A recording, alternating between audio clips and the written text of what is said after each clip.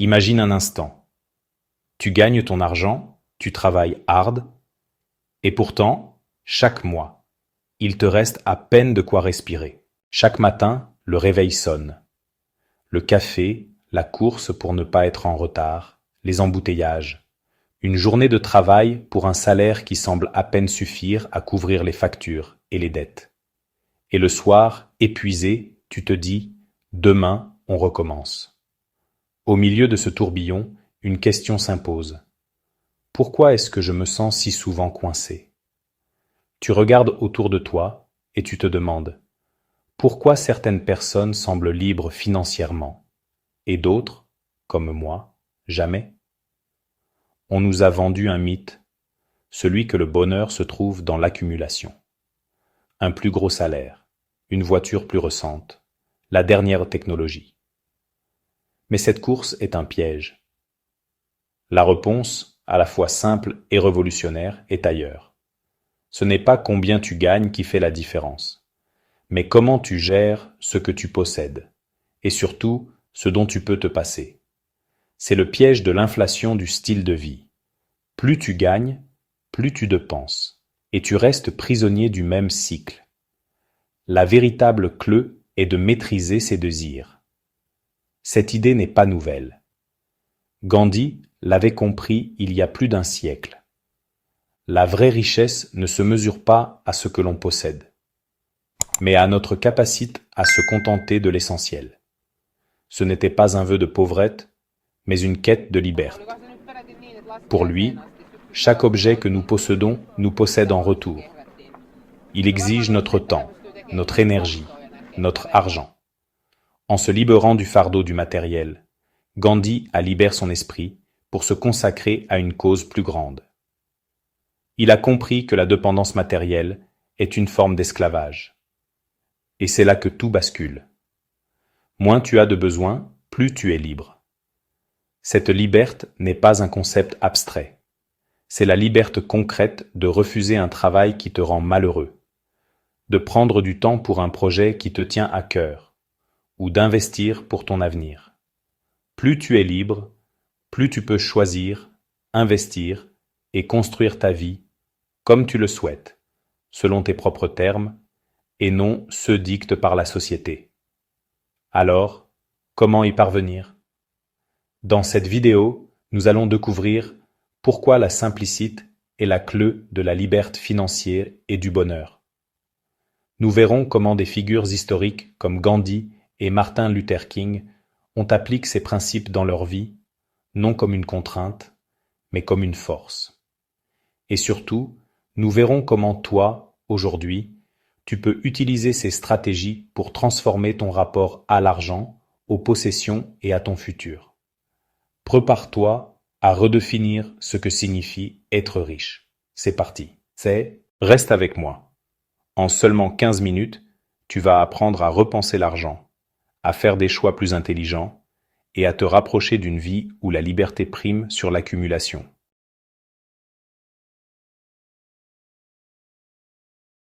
Plongeons dans la vision de Gandhi. Il a choisi volontairement la sobriété. Avocat de formation, il aurait pu vivre dans le luxe. Mais il a compris une vérité que notre société ignore. Accumuler des biens ne crée pas la liberté, mais la dépendance. Sa philosophie, la parigraha ou non-possession, n'était pas une apologie de la pauvreté, mais une quête de la véritable richesse, la maîtrise de soi. Il a vu que le matérialisme était une chaîne et a décidé de la briser pour être vraiment libre. Chaque objet que nous possédons a un coût invisible, bien au-delà de son prix. Il y a le temps de travail pour l'acheter, l'énergie pour l'entretenir et l'espace mental qu'il occupe. Cette charge mentale constante nous épuise. Ajoutez à cela l'inquiétude de le perdre ou de le casser et la peur qu'il devienne obsolète, nous poussant déjà à désirer son remplaçant. C'est un cycle qui vole notre tranquillité d'esprit. Gandhi avait compris que moins de besoins équivaut à plus de liberté. Pas seulement une liberté financière, mais la liberté de consacrer son temps à ce qui compte vraiment. Les relations, les passions, la croissance personnelle. C'est se libérer de l'anxiété de la comparaison sociale et de la course à la consommation. C'est la liberté de définir soi-même sa propre réussite. Appliquons cela concrètement. Imaginez votre salaire qui arrive. Une partie disparaît dans des dépenses superflues, dictées par la publicité ou la pression sociale. Ces achats, qui offrent une satisfaction éphémère, sont en réalité des obstacles. Chaque euro dépensé pour un désir passager est un euro qui ne construit pas votre indépendance et votre sérénité future. Même si tu gagnes plus, tu n'es jamais vraiment libre. C'est le paradoxe de notre société. Chaque augmentation de salaire semble s'accompagner de nouvelles dépenses, de nouveaux désirs. C'est un cycle sans fin, une course où la ligne d'arrivée recule constamment. On se retrouve piégé par nos propres possessions, travaillant plus dur, non pas pour la liberté, mais pour maintenir un style de vie qui nous emprisonne. Face à ce constat, la sagesse de Gandhi résonne avec une force particulière.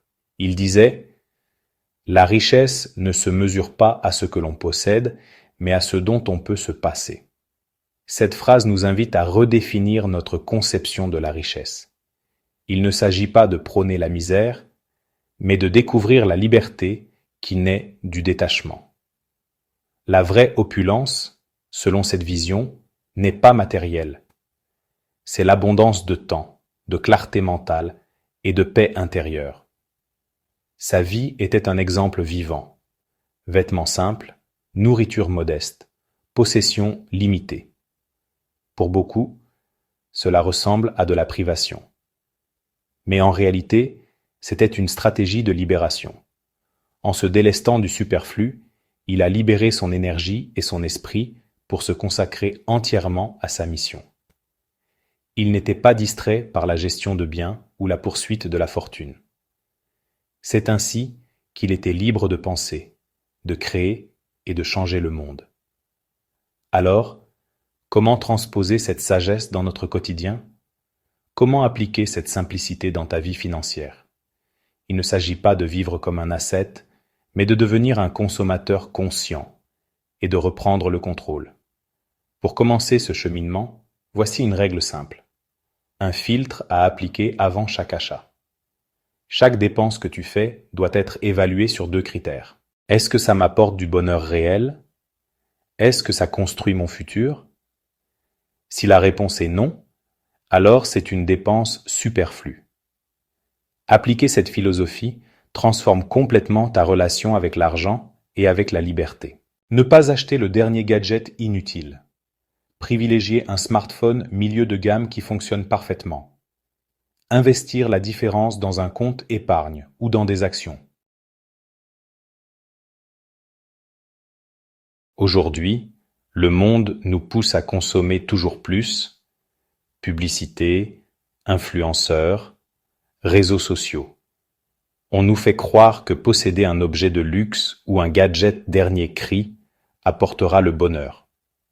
La vérité ? Ce n'est qu'une illusion.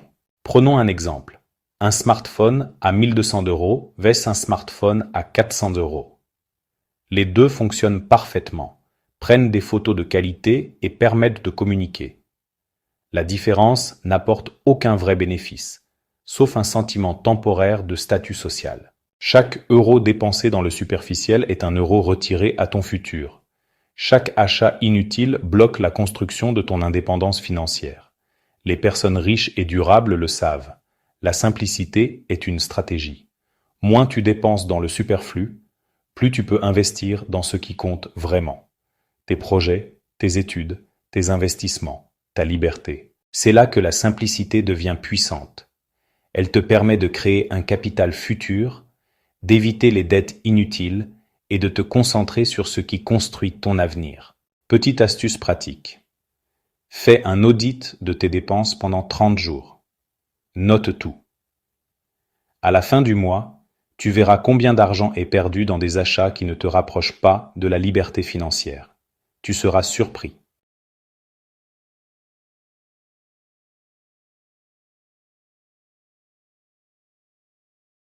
Être simple ne veut pas dire se priver, au contraire. Loin de l'image d'une vie austère et sans joie, la simplicité est en réalité une forme de libération. Il s'agit de faire des choix conscients, de privilégier la qualité à la quantité. Cela signifie mettre ton argent là où il crée ton futur, et non là où il disparaît dans le vide. Pense-y, chaque euro dépensé intentionnellement est un investissement. Que ce soit en acquérant une nouvelle compétence, en planifiant un voyage qui t'enrichira, ou en construisant ton patrimoine financier. C'est l'opposé de le laisser s'évaporer dans des achats impulsifs ou des abonnements oubliés qui ne t'apportent aucune valeur durable. En adoptant cette approche, tu transformes tes finances d'une source d'anxiété en un puissant outil pour bâtir la vie que tu désires vraiment. Mais au-delà de la philosophie, quels sont les bénéfices concrets de cette approche? Ils sont profonds et transformateurs. Premièrement, l'argent économisé devient un puissant levier pour votre avenir. Chaque euro sauvé est une graine que vous plantez. Ce capital peut être investi et, grâce aux intérêts composés, croître de manière exponentielle. L'équivalent d'un café quotidien, mis de côté, peut se transformer en une somme considérable sur le long terme, finançant un apport pour un logement ou une retraite sereine. L'épargne, les actions, l'immobilier deviennent des possibilités réelles. Deuxièmement, et c'est peut-être le plus libérateur, moins de dettes signifie infiniment moins de stress. La dette est une chaîne invisible qui pèse sur votre esprit et dicte vos choix. En vous libérant de ce fardeau, chaque euro dépensé devient un acte intentionnel. Ce n'est plus de l'argent subi qui rembourse le passé, mais de l'argent choisi qui construit l'avenir que vous désirez. Vous reprenez le contrôle de vos finances et de votre tranquillité d'esprit. Enfin, le troisième bénéfice est le plus intime. Une vie alignée avec vos valeurs. La société de consommation nous pousse à nous définir par ce que nous possédons. La simplicité financière vous invite à vous définir par qui vous êtes. En choisissant où va votre argent, vous affirmez vos priorités. Passer du temps avec vos proches, soutenir des causes qui vous tiennent à cœur, ou investir dans des expériences qui nourrissent votre âme. C'est une vie d'une richesse différente, qui mène à un bonheur authentique et une paix intérieure. Cette quête de simplicité n'est pas une invention moderne. Elle est portée par des figures visionnaires qui ont compris que l'indépendance économique était la fondation de tout changement majeur. Prenez le Mahatma Gandhi. Son message de sobriété n'était pas qu'une philosophie personnelle. Il l'a transformé en une arme politique. En prônant l'autosuffisance, il a encouragé des millions d'Indiens à boycotter les produits britanniques. Le rouet, le A, est devenu le symbole de cette révolution silencieuse. Chaque fil tissé était un acte de résistance, une déclaration d'indépendance économique qui a sapé les fondations de l'empire colonial. Gandhi a prouvé qu'en reprenant le contrôle de leur économie, un peuple pouvait reprendre le contrôle de son destin. De l'autre côté du monde, Martin Luther King Jr. a mené un combat similaire. Si on se souvient de lui pour les droits civiques, sa vision allait plus loin. Avec la Poor People's Campaign, il a souligné que la liberté politique est une coquille vide sans la justice économique. À quoi bon avoir le droit de s'asseoir au comptoir d'un restaurant si l'on n'a pas les moyens de s'y payer un repas? MLK a montré que la véritable liberté incluait l'indépendance économique, un emploi décent, un salaire juste. Il a affirmé que la lutte pour l'âme de l'Amérique était aussi une lutte pour son portefeuille. Ces leçons historiques résonnent avec force aujourd'hui. La simplicité financière, loin d'être un acte égoïste, est en réalité un geste profondément collectif. Son effet se propage comme une onde.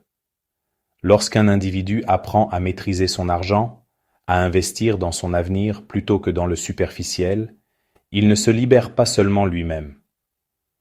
Il devient un pôle de stabilité pour sa famille et inspire ses amis par l'exemple. Il cesse d'être un consommateur passif pour devenir un citoyen actif.